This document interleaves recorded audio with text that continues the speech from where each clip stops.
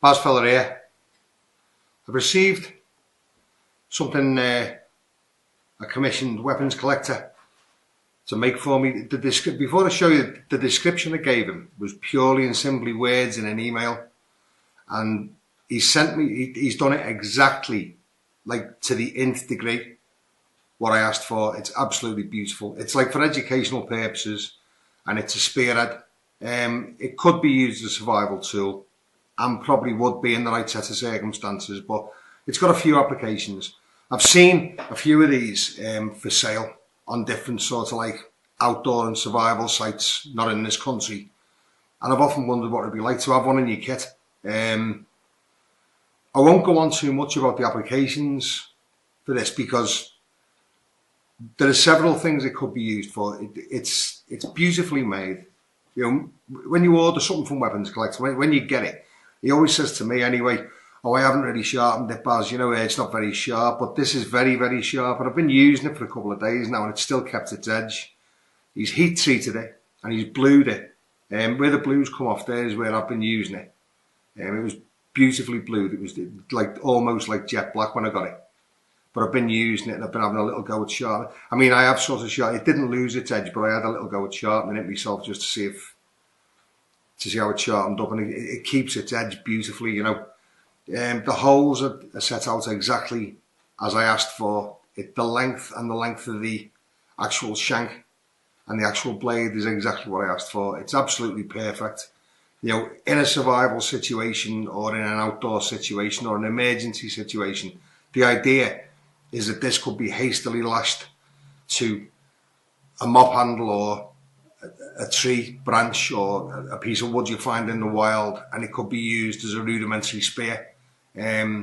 Obviously not in this country, and obviously not socially, you know, in day-to-day use, but as a survival weapon in an unexpected emergency or in an unexpected sort of like period spent in a certain type of environment or under certain circumstances, it would come in very, very handy.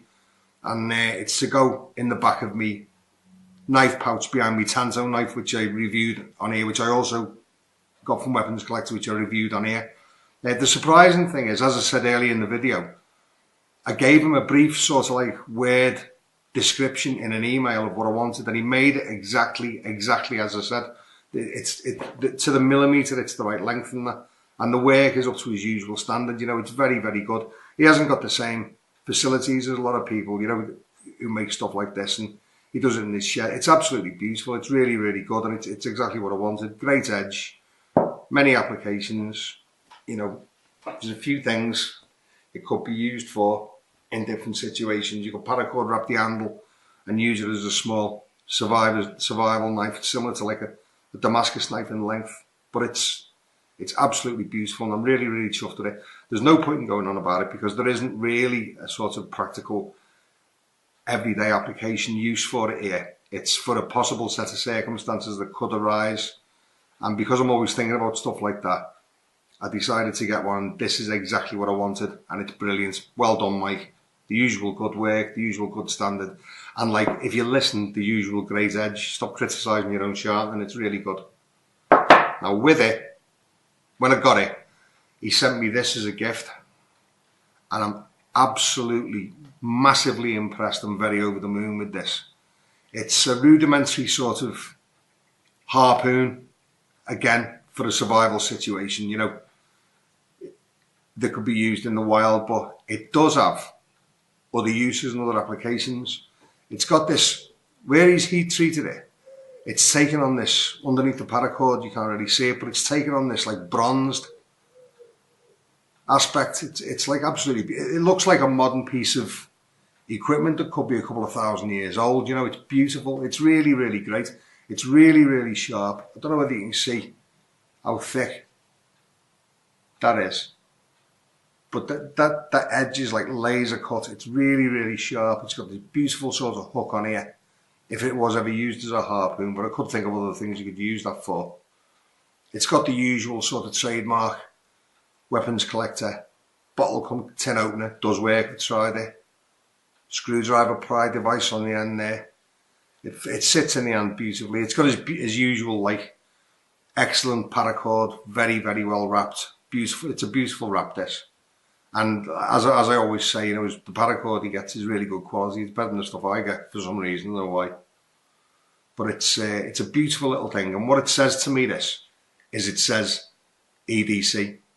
And EDC is exactly what it's going to be. It's going to be, I've got like this little leather pouch that was purpose made for something else. And it's going to be in that, in my pocket. And it'll successfully and happily replace 2 or 3 items that I carry every day. And it's a tool, you know. It could even be a keyring of some description. It's a bottle opener, effectively, officer. But that's absolutely going to go everywhere with me. And in the couple of days I've owned it, it has gone everywhere with me. I've been careful about carrying it in my pocket, especially in my arse pocket, obviously, because I've just found a little leather pouch that it fits in perfectly. And that's what it's going to go in, and it's going to be in my pockets all the time. And there are sort of like survival applications for it, you know. It's got this, so you don't drop it. It's got a finger hole, you know. It's got a finger loop in the paracord, so you don't drop it, you know, around any sort of places you may be harpooning fish or anything. It's a wonderful little thing. I really love it. I'm really, really impressed with it. And again, you know, he's just sort of like had a piece of metal left over, and he's thought this up on the spot. And this is why his stuff's so good, because he's got a bit of vision, and he's innovative, and he knows what he's doing, and he knows what he's doing with metal. I had like the other video that I got, the other video that I did about the Tanto knife and survival pry bar. I've got a mate who's just retired from the Special Forces a couple of years ago, and he come round here the other day, and I showed him the Tanto knife, and he absolutely fell in love with it on impact. This is a guy who's had access to like a lot of name sort of military porn knives, if you like, stuff that we've wanted to own, or that some of us do own, you know, but have never been able to afford to own. And he's got access to quite a few, and he was so impressed with Mike's Tanto knife.